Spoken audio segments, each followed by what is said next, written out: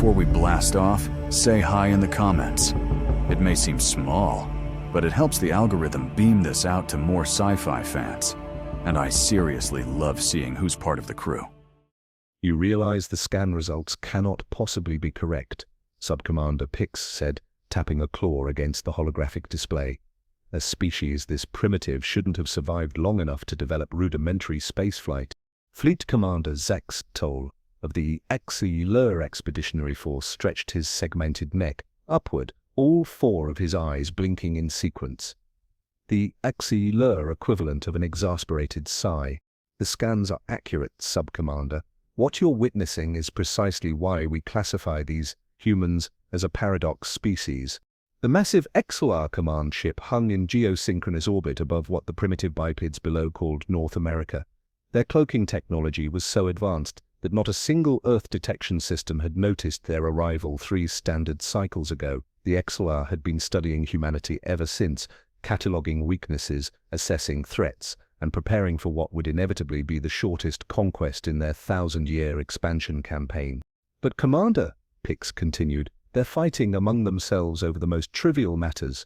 Their atmosphere is polluted. Their oceans are acidifying.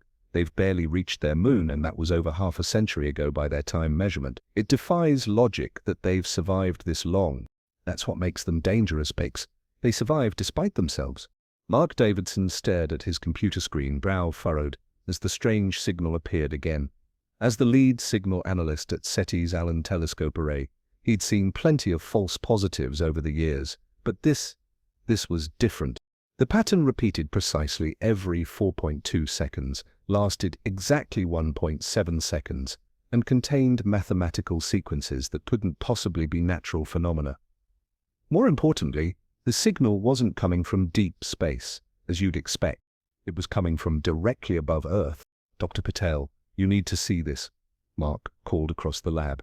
His supervisor appeared behind him moments later, coffee mug in hand. What am I looking at? David said. A signal that shouldn't exist. It's encrypted, but the carrier wave is unlike anything we've ever recorded, and it's originating from Earth orbit. Dr. Patel's expression turned grave. How long? 3 days now. I thought it was equipment malfunction at first, but I've confirmed it across multiple dishes. Something is up there, ma'am. Something big. And it's talking to itself. Have you informed anyone else? Mark shook his head. Just you. Figured we should verify before causing a panic. Good call. Forward everything to my secure server, and then delete your local copies. I'll make some calls. 24 hours later, Mark found himself in an underground facility beneath the Pentagon, explaining his findings to a room full of grim-faced military officers and scientists. So you're saying, General Thompson summarized, that we have a technologically advanced something parked above our planet, completely invisible to our detection systems, and the only reason we know it's there is because you happen to catch their chatter. Yes, sir. And based on signal strength analysis, whatever's up there is massive. I'd estimate at least 3 kilometers in length. The room fell silent. 3 kilometers. For comparison, the International Space Station was barely a tenth of that size. And they have no idea we can hear them? Asked a woman in a dark suit who hadn't introduced herself. I don't believe so. Their encryption is incredibly sophisticated, but they're using quantum communication methods that happen to create interference patterns our dishes can detect. They probably consider our technology too primitive to pick up on it. General Thompson's jaw tightened. Their first mistake. Aboard the XWALA command ship, Fleet Commander Zyxtol reviewed the final invasion plans with his senior staff. The humans possess nuclear weapons, Science Director Mix noted, but their delivery systems are laughably slow and easily intercepted. Their conventional militaries are fragmented across nation-states, with minimal coordination capabilities. Most concerning is their biological diversity and adaptability, but our pathogen shields should prevent any cross-contamination issues. Zyxtol rotated his upper body in approval. And their information systems, primitive but surprisingly widespread, replied technology specialist Kix. They've created a global data network that operates on binary code. We can disable their entire communications infrastructure with a synchronized EMP burst. Their greatest strength is their resilience, Tactical Officer Lix added, gesturing to the holographic globe. They've survived hundreds of self-inflicted disasters, wars, plagues, environmental catastrophes. Yet they persist and rebuild. It's unusual, but not concerning, Jike still said firmly.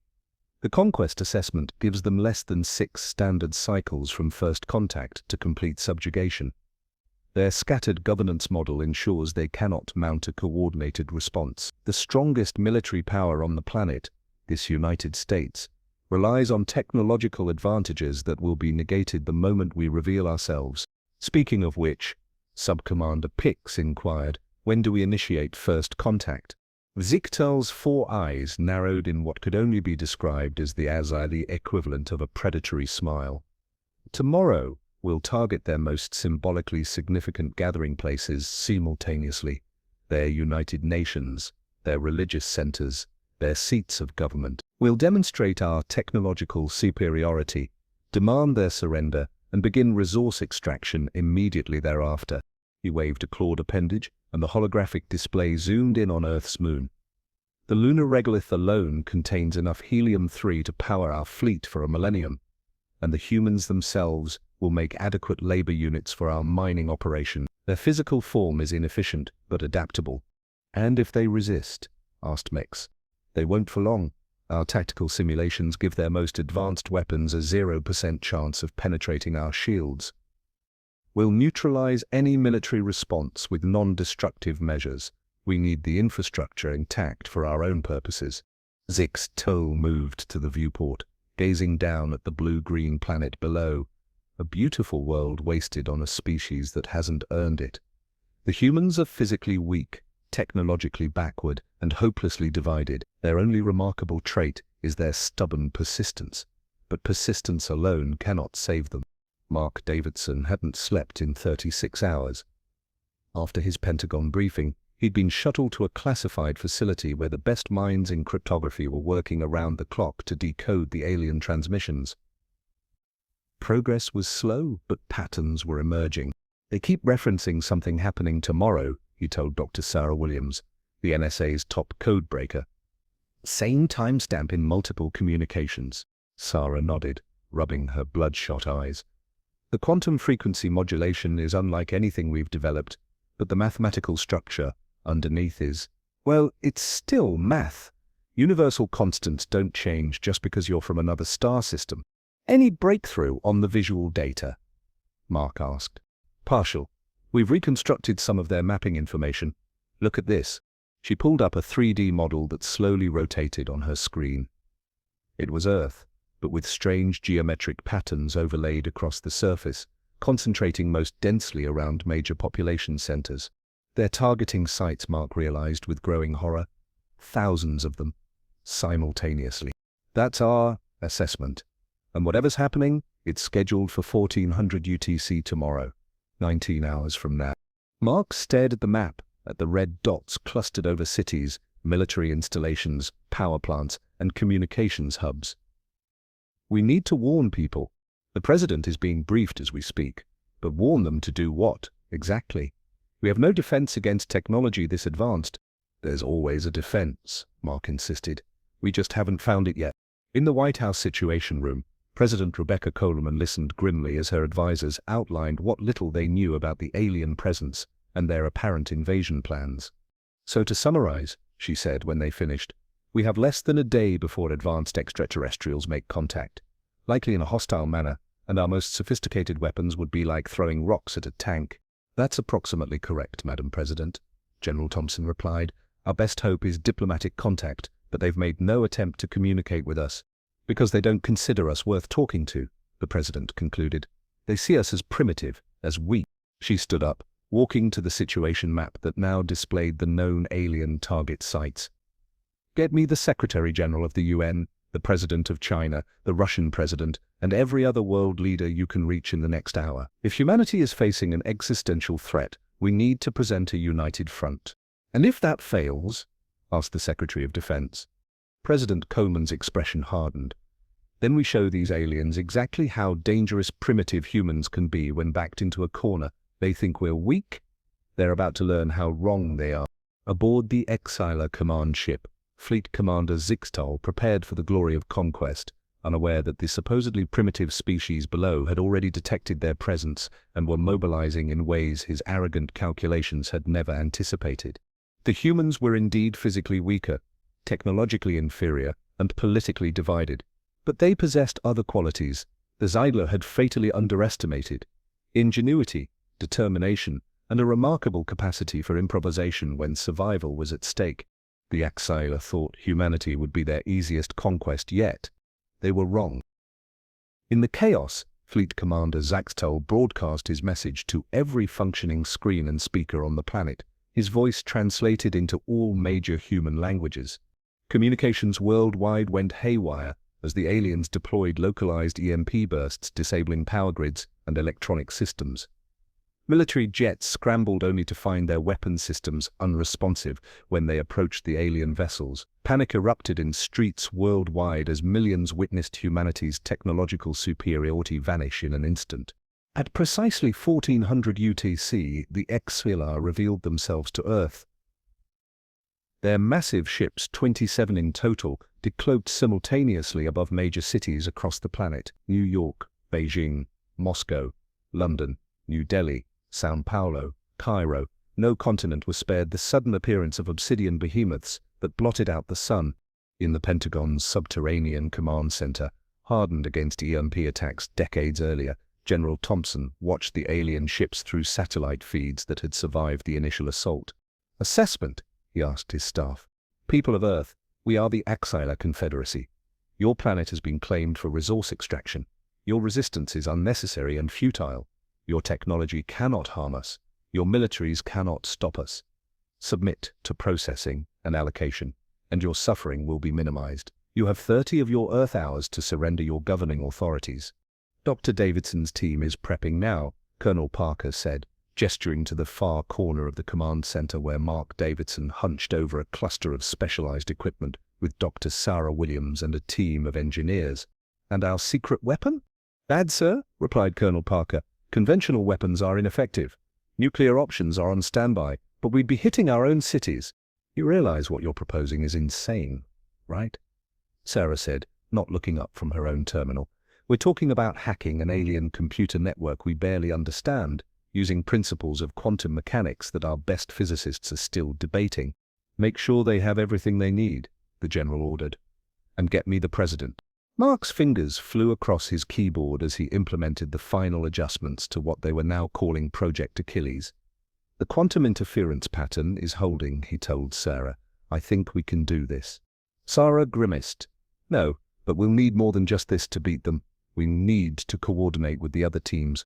The other teams were scattered across the globe: scientists, engineers, and military specialists who had been scrambling since the first warning, each focused on exploiting a different potential vulnerability in the Axla technology based on what little they'd gleaned from intercepted communications.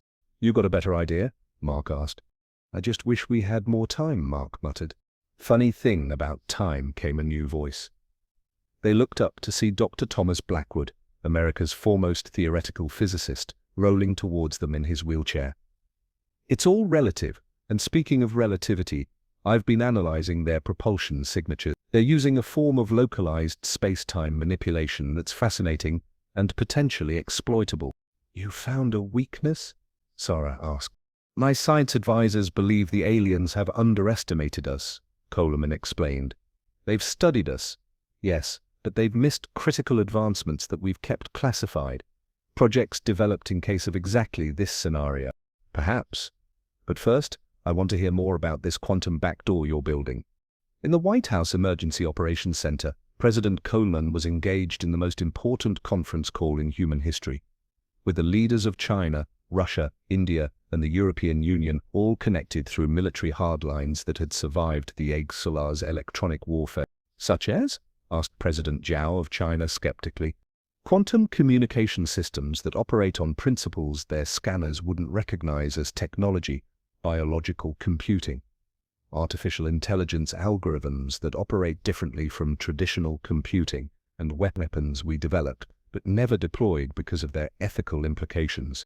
"We have similar programs," admitted Prime Minister Sharma of India, "including drone swarms using distributed intelligence that might confuse their targeting systems." One by one, the world leaders revealed their hidden technological capabilities, advancements kept secret, not just from the public, but from each other. Projects designed as last resort options for existential threats. "Then we are agreed," President Coleman summarized, "a coordinated response using all available unconventional assets.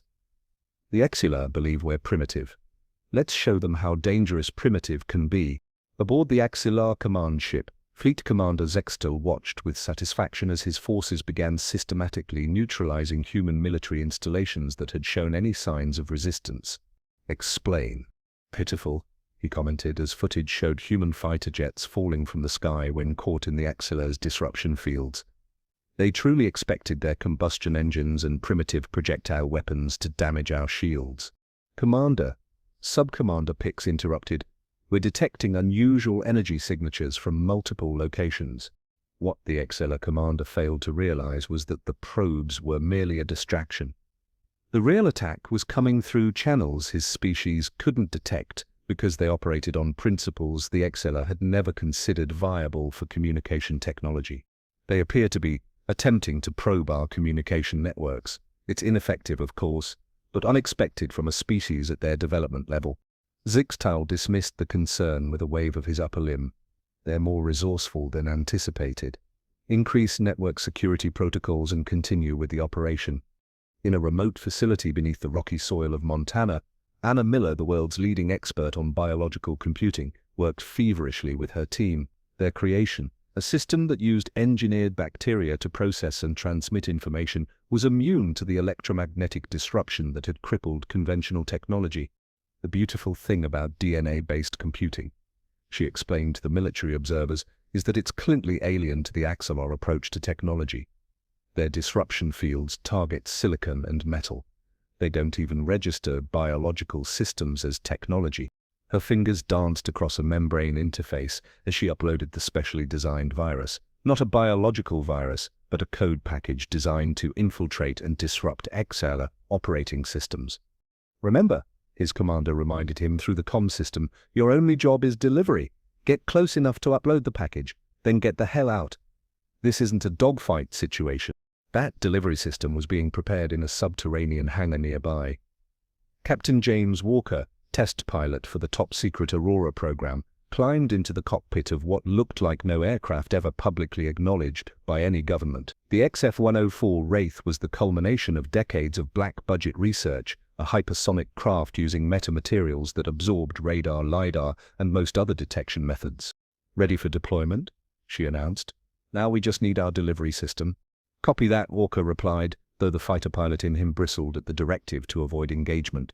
Initiating launch sequence. As the hangar doors above slid open, revealing a narrow shaft leading to the surface, Walker couldn't help but grin. The aliens thought humans were technologically primitive. They were about to learn how wrong they were. In orbit above Earth, 12 seemingly ordinary communications satellites simultaneously altered their trajectories, microscopically at first, then with increasing velocity. These weren't conventional satellites, but an experimental defensive system created through international cooperation and kept off official registries. The first sign that something was wrong came when 3 smaller XBR vessels reported navigation system failures. Then communication disruptions. Then weapons malfunctions. "What is happening?" Zixtal demanded as status alerts flooded the command center. 24 hours after the Exila ultimatum, humanity launched its counterattack. "Impossible," Zixtal hissed. "Their computational systems are binary and crude. They cannot possibly—" "Unknown, Commander," replied technology specialist Kix, her appendages moving frantically across control surfaces. "We're detecting multiple intrusion attempts across our networks, but the signatures don't match any known human technology." He was interrupted by the sudden darkening of the command center as primary power systems failed, switching to emergency protocols. "Status report," he barked. "Sir, we're detecting small craft approaching our vessels. They're penetrating our defensive screens." "How?" "Our shields are impenetrable to their technology." "Deploy fighters," Zixtal ordered. "All of them."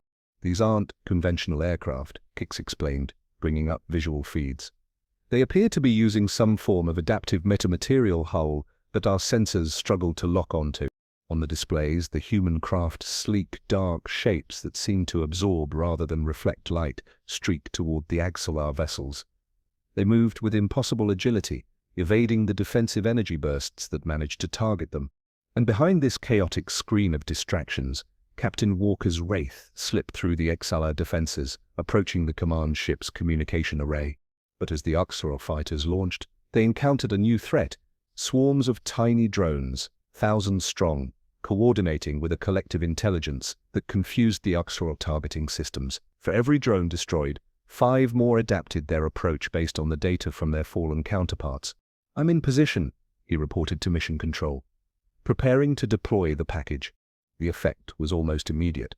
Throughout the Axelar fleet, systems began failing in cascading patterns as the alien equivalent of a computer virus designed by humans who had studied the intercepted communications spread through their network. On Earth's surface, the tide of battle shifted.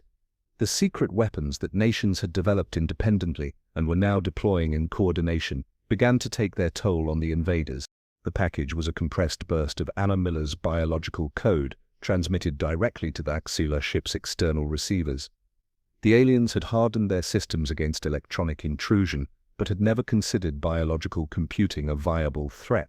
In the South China Sea, quantum-entangled torpedoes bypassed alien defenses by existing simultaneously in multiple probability states until the moment of impact. Over the skies of Europe, experimental aircraft using gravity manipulation technology, reverse-engineered from recovered alien craft decades earlier, engaged Axelar fighters on equal terms. And in the Pentagon's command center, Mark Davidson and Sarah Williams executed the final stage of their plan. "Quantum lock established," Sarah announced.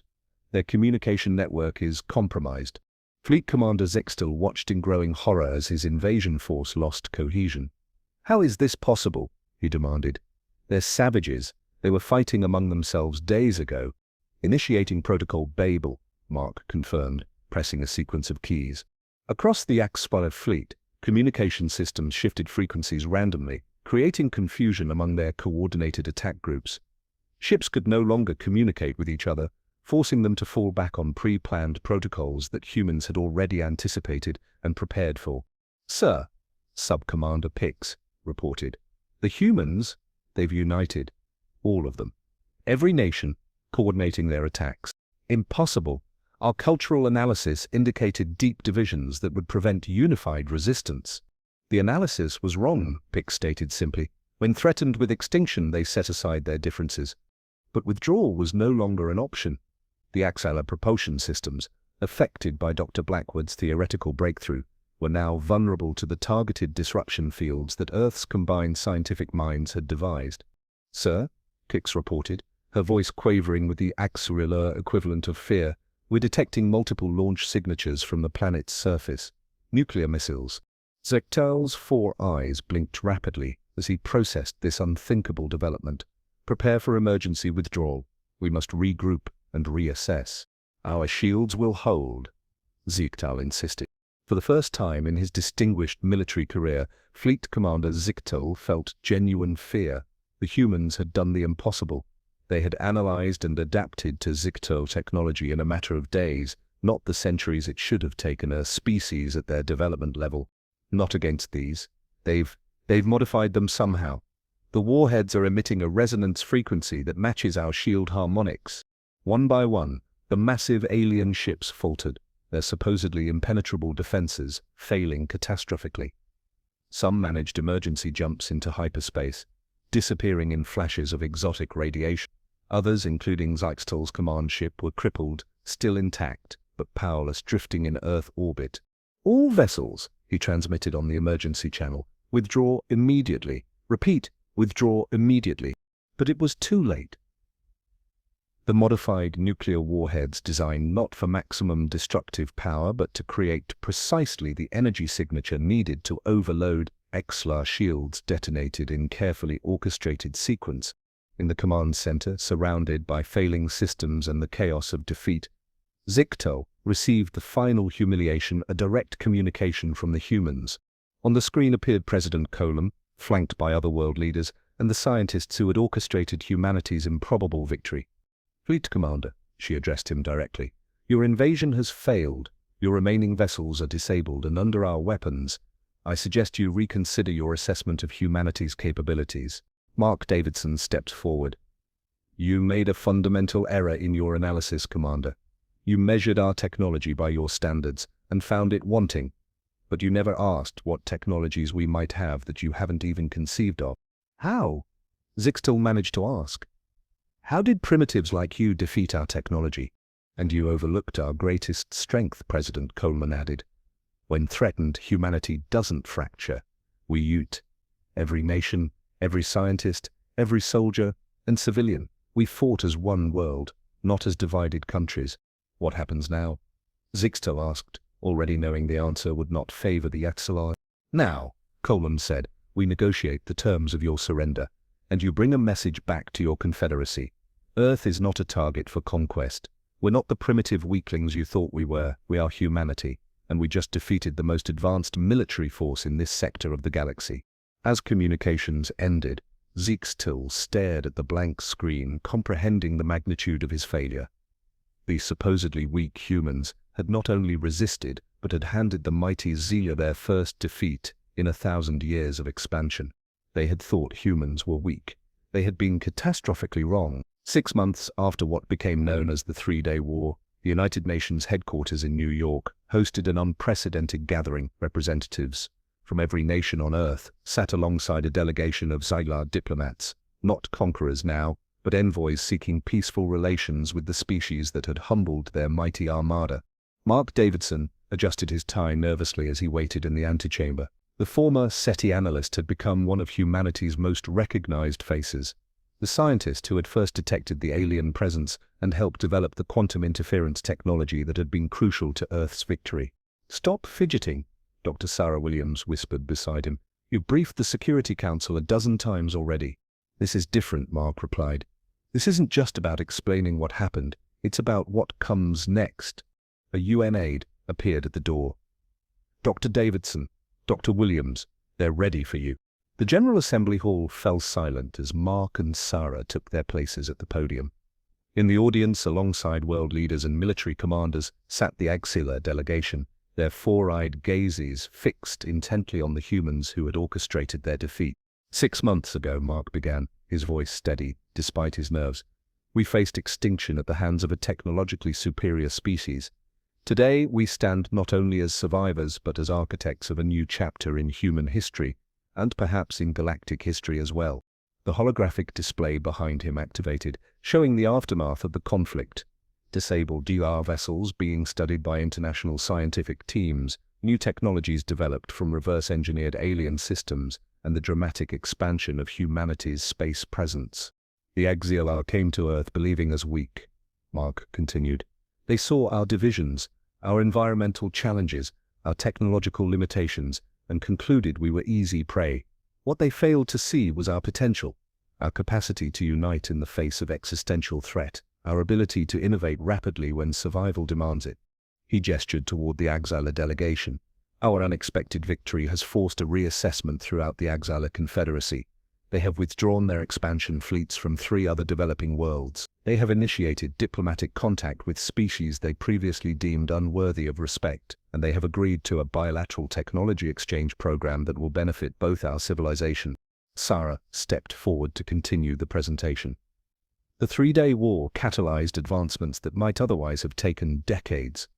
Our quantum communication networks now extend throughout the solar system. The international coalition that formed to resist the invasion has evolved into the United Earth Space Agency, with outposts already established on Mars, Europa, and Titan. She highlighted images of the new installations, habitats, and research stations built using a hybrid of human ingenuity and adapted HFY technology. More importantly, we've gained perspective. The knowledge that we are not alone in the universe is no longer theoretical. We now understand our place in a complex galactic community and the responsibility that comes with our newly demonstrated capabilities. In the second row, Fleet Commander Zixtel, now serving as Chief Diplomatic Liaison, shifted uncomfortably. The former military leader had been among the few captured Zixtel officials to survive the conflict, his life spared in exchange for facilitating peace negotiations. His testimony about Zekler vulnerabilities had been instrumental in securing the Confederacy's withdrawal from Earth orbit. "Let me be clear," Mark said, his tone hardening slightly as he addressed both human and alien attendees. "Earth remains vigilant. The defensive systems we developed during the conflict have been expanded and enhanced. We continue to monitor our borders and will respond decisively to any future aggression." He paused, letting the implicit warning sink in before his expression softened. "But our primary focus is not on preparing for war. It's on exploration, discovery, and peaceful exchange. The stars are no longer distant points of light to be studied from afar. They're destinations within our reach." Captain James Walker, the pilot who had delivered the critical virus to the Axillar command ship, watched from his seat near the back of the hall. Next week, he would command the maiden voyage of the UES Horizon, Earth's first interstellar vessel, a refitted Axillar scout ship enhanced with human innovations. Their destination, Alpha Centauri, humanity's first formal diplomatic mission to another star system. The Axillar believed their technology made them invincible, Sarah continued. They learned, painfully, that technology alone is not enough. What matters is how you apply it and the values that guide its use. She activated a new holographic display showing the educational and humanitarian initiatives that had emerged from the conflict. Worldwide access to clean energy derived from adapted alien power systems, medical breakthroughs from Xyla biological technology, and environmental restoration projects using their advanced terraforming principles. "We were fortunate," Mark acknowledged. "If the Axillar had deployed their full arsenal immediately, without the arrogance that led them to underestimate us, the outcome might have been different. But that's the lesson, isn't it? Never underestimate the potential of any species, especially one fighting for its survival." He looked directly at the Axillar delegation. "Your people have existed for millennia. You've explored countless worlds and encountered numerous species, yet you've operated on a principle of conquest rather than cooperation. We hope our example demonstrates that there's another way forward." Ambassador Nix, the Axillar diplomatic leader, inclined her upper body in what humans had learned was a gesture of respectful acknowledgement. "And to my fellow humans," Mark continued, "let's not forget what made our victory possible. Not just the technology we developed or the strategies we employed, but our capacity to set aside our differences and work together. In those crucial days, there were no nationalities, no borders, no political divides, only Earth, united against an existential threat." President Coleman, now serving as the first Secretary General of the United Earth Council, stood to address the Assembly. "The question before us now is simple," she said. "Will we maintain that unity in peace as we did in war? Will we continue to collaborate across national boundaries to solve our common challenges? Will we approach the galaxy not as conquerors like the Axillar intended to be, but as explorers, diplomats, and partners?" She gestured to the stars visible through the Assembly Hall's transparent ceiling dome, a recent architectural addition inspired by Xagla design principles. "The universe is vast beyond comprehension. We now know it's filled with wonders and dangers beyond anything we imagined. Our victory against the Axillar doesn't guarantee our future success. It merely gives us the opportunity to define what that future will be." As the assembly concluded, Mark found himself face to face with Zixtal in the reception area. The former fleet commander had requested this meeting specifically. "Dr. Davidson," the alien said, his translator rendering his clicks and whistles into precise English. "There is a question that has troubled me since our defeat." "What's that?" Mark asked cautiously. "When we first arrived, your world was fractured. Your nations were in conflict. Your environment was degrading. By any logical assessment, you should have been easy to conquer. What changed?" Mark considered the question carefully before answering. "Nothing changed about who we are. You simply failed to understand what humanity has always been. Throughout our history, we've faced countless disasters, some natural, many self-inflicted. We've brought ourselves to the brink of extinction more than once. Yet we've always adapted, innovated, and persevered." He smiled slightly. "You saw our divisions and assumed weakness. What you missed was that those very struggles had forged our resilience. Every conflict taught us to adapt. Every setback forced us to innovate. You judged us by our technology, but our true strength has always been our spirit, our refusal to surrender, even against impossible odds." Zechtel's 4 eyes blinked in sequence. A costly lesson for the Confederacy, but a valuable one, Mark suggested. Perhaps the Agla will be stronger for having learned it. As they parted ways, Mark joined Sarah, Captain Walker, and Dr. Blackwood on the observatory deck, overlooking the illuminated skyline of New York, a city that had nearly fallen to alien conquest and now stood as a symbol of humanity's unexpected triumph. To think, Dr. Blackwood mused, gazing upward at the stars, a few months ago we were just speculating about extraterrestrial life. Now we're preparing to visit other star systems. And we're not going as conquerors, Sarah added. That's what matters. Captain Walker nodded toward the Asura delegation boarding their shuttle. They came expecting to find primitives. They found equals instead. Better than equals, Mark said quietly. They found humans. Of them, the night sky sparkled with possibilities. The stars no longer represented abstract scientific curiosities, but real places with real civilizations, some friendly, others perhaps not. But humanity now faced that cosmic community not with fear or arrogance, but with the quiet confidence of a species that had proven its worth. They had been tested and found not wanting. They had been underestimated and emerged victorious. They had been thought weak and proven just how wrong that assessment had been. And in doing so, they had opened a door to a future limited only by their imagination, courage, and newfound unity, a future among the stars.